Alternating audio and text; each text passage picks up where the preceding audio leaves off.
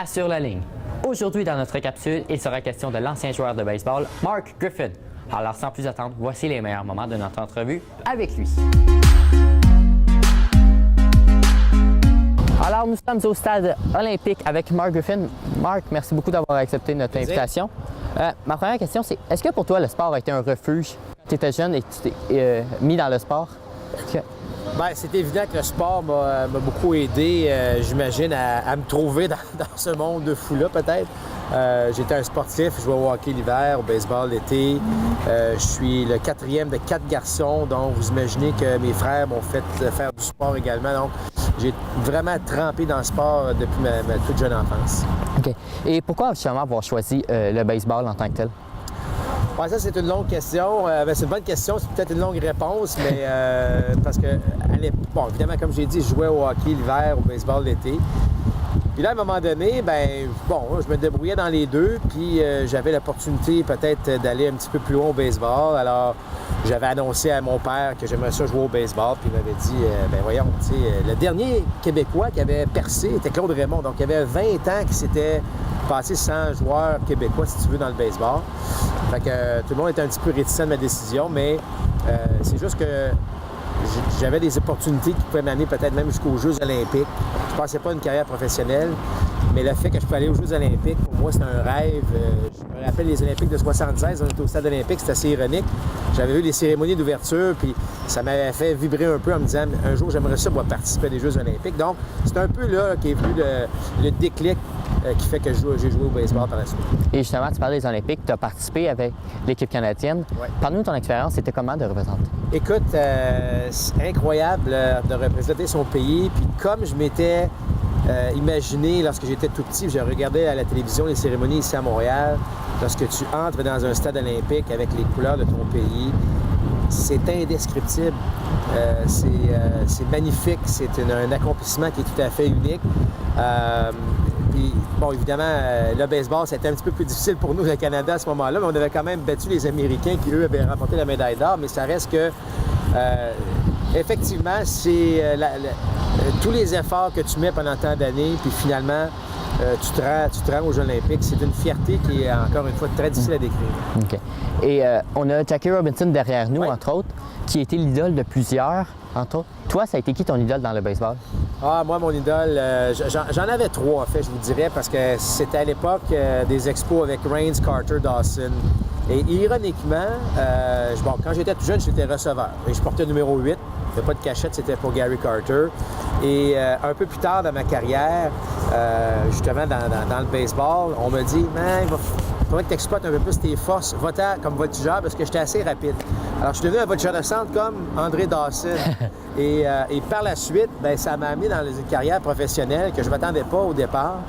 Quand je suis devenu joueur professionnel, on m'a dit « Toi, tu es rapide. Fait que tu vas être un premier frappeur et un voleur de but comme Tim Raines. » Alors, ce que je veux dire, c'est que les idoles sont restées accrochées à moi longtemps dans ma carrière. Puis la première fois que j'ai été sur un terrain de baseball, d'un match des Ligues majeures, d'un match préparatoire des Ligues majeures, aux côtés de Tim Raines. En fait, Tim Raines patrouillait le champ gauche pour les expos. Moi, je portais les couleurs des Dodgers. À un moment que tu n'oublies pas.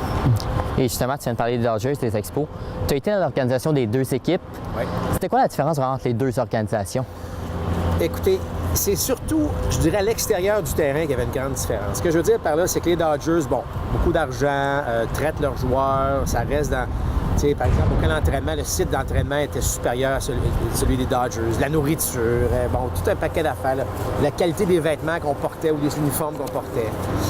Mais une fois sur le terrain, une fois avec les équipes, je vous dirais que ça se compare très bien. Les Expos développaient très, très bien leurs joueurs. Il n'y avait aucun problème.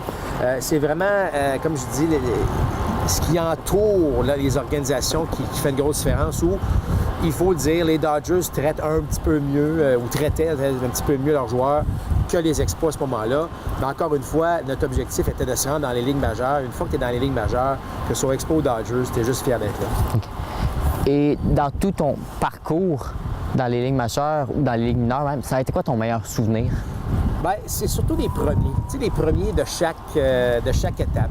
Mon premier camp d'entraînement, Bon, j'avais affronté évidemment, mon premier camp d'entraînement, c'est en 89 et les Dodgers avaient remporté la Série mondiale en 88. Donc, j'arrive avec une équipe qui est déjà championne. Et je me souviens toujours parce qu'à mon premier camp, à la toute fin du camp d'entraînement, l'équipe est faite, l'équipe s'en va à Los Angeles et on me fait commencer un match de la Ligue des Pamplemousses contre les Mets de New York, contre Gary Carter qui était avec les Mets, David Cone qui était au Monticule, où j'ai frappé 3 coups dans ce match-là. Ça a été, je dirais, mon premier vrai grand souvenir, autre les Jeux olympiques, là, je parle professionnel, mais certainement la fois où j'ai été sur le même terrain que Tim Raines.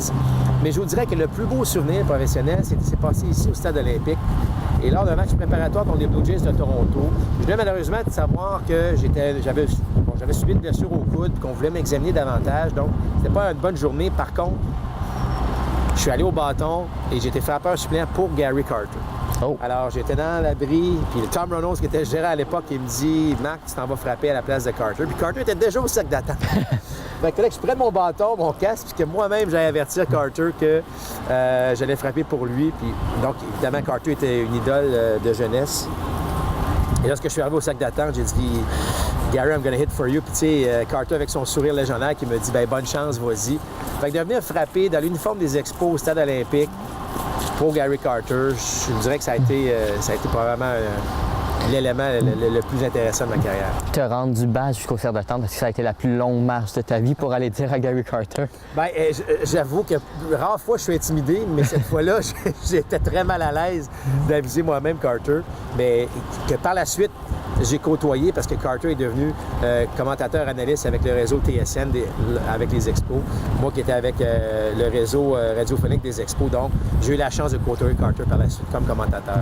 Donc, dans le fond, ton destin était lié à Gary Carter. Tu faisais quelque chose qu'il faisait. Bien, écoutez, et comme j'ai dit, même Tim Raines, Dawson, ces gars-là, écoute, puis si je vais aller plus loin, j'ai grandi dans la région de Québec et mon idole au hockey était Peter Stachny. Vous ne le connaissez pas, vous êtes un peu jeune, là, mais Peter Stachny, il portait le numéro 26. Alors, lorsque j'avais l'occasion de choisir mon numéro, bien, je choisissais le numéro 26. Donc, l'influence des idoles, parfois, est beaucoup plus grande qu'on peut s'imaginer. OK. Et tu as mentionné justement que Gary Carter est allé analyste. Tu es rendu analyste maintenant à RDS. Puis, pourquoi pour toi c'est important d'aller dans les médias plutôt que, mettons, être à la retraite comme d'ancien joueur, mettons? Bien, moi, je trouve que, bien, premièrement, lorsque j'ai commencé ma carrière d'analyste, c'est que, bon, Claude Raymond était là, faisait un travail extraordinaire et Claude est un ancien lanceur. Donc, il avait cette mentalité-là du lanceur, qu'est-ce que le lanceur va lancer, dans quelle situation, comment on pense. Je trouvais que moi, je pouvais apporter la dimension joueur de position, donc le frappeur. Lui, il pense quoi, le frappeur? Donc, je trouvais que je pouvais bien compléter les analyses de Claude Raymond. Puis on n'est peut-être pas beaucoup, évidemment, dans la langue française, à pouvoir expliquer le baseball, partager nos connaissances, nos expériences. Fait que je me suis lancé là-dedans, puis je ne mentirais pas que lorsque je faisais des entrevues en tant que joueur, les journalistes me disaient « Hey Marc, merci de l'entrevue, tu t'exprimes bien, c'est le fun. » Alors, à force de me faire dire que je m'exprimais bien, bien, j'ai dit « Bien, il fallait que j'exploite peut-être cette force-là plus tard. » Alors, mes connaissances baseball, avec cette facilité peut-être de verbaliser le baseball en français, m'a permis de poursuivre cette passion-là et de rester dans le baseball majeur plus longtemps. OK. Et justement, en tant qu'analyste, ça a été quoi ton plus beau souvenir en tant qu'analyste? Bien, écoutez, je vous dirais que de travailler avec Jacques Doucet a été un grand rêve. Jacques a été, évidemment, le commentateur des Expos pendant 33 ans.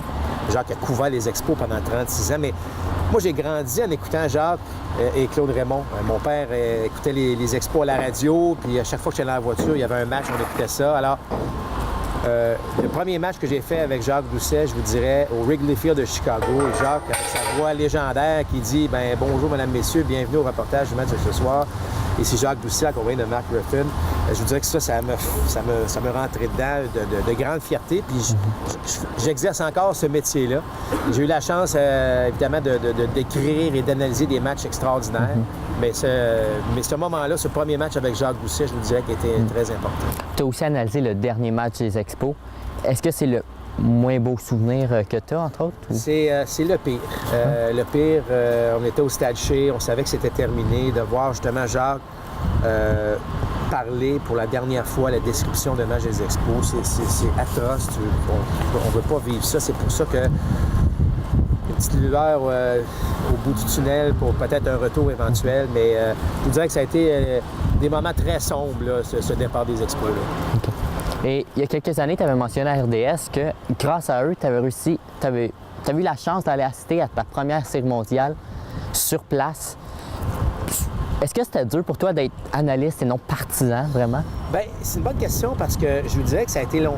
J'ai été longtemps, j'ai eu de la misère à me mettre dans la peau d'un analyste longtemps parce que moi, j'ai été joueur, puis j'ai pas sauté d'année. Immédiatement après ma retraite, je suis tombé commentateur analyste. Puis pendant 3 ou 4 ans, je regardais les exercices au bâton, puis je me pensais encore joueur. Même j'avais une cravate, là, je me pensais encore joueur. C'est sûr que d'arriver à une série mondiale, puis couvrir la série mondiale de cette façon-là, ça a été tout à fait extraordinaire parce que c'est l'ultime. Hein? Tu veux travailler à la série mondiale, qu'on soit joueur, commentateur, directeur général, président, partisan, on veut tous se rendre dans la série mondiale.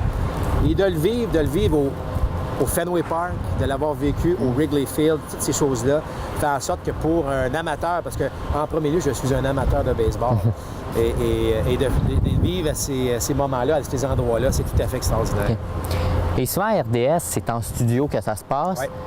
Mais là, en série mondiale, c'est sur place. Exact. Est-ce que c'est quoi la différence vraiment être sur place et en studio? Est-ce que c'est si gros que ça? Bien, pour un analyste, je vous dirais que c'est si gros que ça.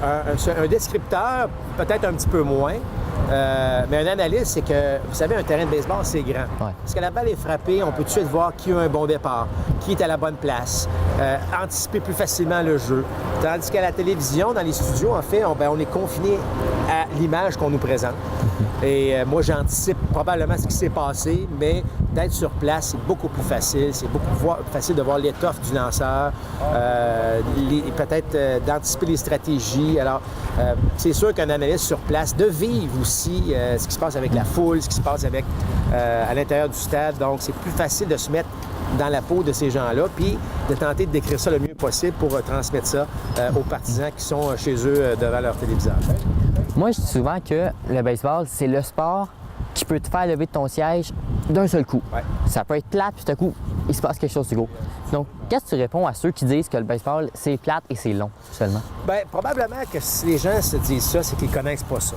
Parce qu'on ne connaît pas le baseball, c'est parce que les moments, je veux dire, les moments morts au baseball servent à réfléchir. Qu'est-ce qu'on va faire si j'ai la balle? Qu'est-ce qu'on va faire avec telle situation? Coureur au deuxième. Même les joueurs se disent ces choses-là. Donc, c'est important de comprendre que ces moments-là sont importants. Donc, pour un partisan, il est capable de comprendre aussi que ces moments-là permettent d'analyser la situation. Il faut vraiment que les gens connaissent ça davantage. Puis effectivement, lorsque la balle est en jeu, c'est probablement un des sports les plus rapides. Parce que je veux dire une chose, un triple avec les buts remplis, là, ça en passe des choses sur un terrain de baseball à ce moment-là. Alors, la beauté du baseball, c'est d'apprendre à connaître les stratégies, tout ce qui est derrière, pourquoi tel lancer, pourquoi affronter tel frappeur, pourquoi changer de lanceur. C'est ça qui fait la beauté du sport à ce moment-là. OK. Et au cours des dernières séries mondiales, on a eu le droit à des circuits comme ça se pouvait pas. Comment expliquer que dans cette série-là, sachant que c'était des extrêmement bons lanceurs, il y a eu autant de coups de circuit? Bien, vous savez, il y en a plusieurs qui expliquent ça par, est-ce que les balles sont un peu différentes? Moi, j'opterais plus pour le fait que, enfin, c'est au tour des frappeurs. Les lanceurs ont longtemps dominé les retraits sur des... Vous savez, un lanceur peut prendre une balle, on peut faire bouger la balle de bien des façons. Mais le frappeur, ça n'a pas changé. C'est un bâton de bois. Il faut que je sois rapide. Il faut que j'analyse le tir. Bon, et je pense que les frappeurs sont devenus meilleurs. Bon, la vidéo aujourd'hui rend les frappeurs meilleurs. On est plus en mesure de développer c'est quoi un bon élan. Donc, les gars sont plus rapides, plus forts. Je parle de l'élan, là. Alors, on amène nos mains à la balle plus rapidement. J'ose croire qu'on a de meilleurs athlètes au baseball qui nous permettent à ce moment-là de frapper la balle davantage. Puis vous savez, plus on lance fort, plus on a chance de frapper la balle loin. Plus on lance fort, moins on est précis. Donc, à un moment donné, les lanceurs qui lancent très fort, il faut qu'ils comprennent aussi qu'il peut y avoir... c'est pas toujours des avantages. Alors, il y a une combinaison de tout ça qui fait en sorte que les coups de circuit sont de retour dans le baseball actuellement. OK. La saison va bientôt recommencer avec les camps d'entraînement qui se terminent et le match qui va bientôt être ici au Stade olympique. À quoi on peut s'attendre de la saison, vraiment? Bien, la saison cette année, je pense qu'il n'y aura pas beaucoup de surprises. On va dire ça comme ça. Tu sais, on regarde la bataille qui va se dessiner dans la division Est américaine. Est-ce que c'est les Red Sox ou les Yankees? Si on continue dans l'américaine, d'après moi, les Indiens vont être à peu près tout seuls dans la division centrale. Quand on regarde dans la division Ouest, les Astros, après moi, vont être à peu près là. Donc, ça fait beaucoup d'éléments qui vont faire en sorte qu'il n'y aura pas beaucoup de surprises. Marc, merci beaucoup d'avoir accepté notre invitation.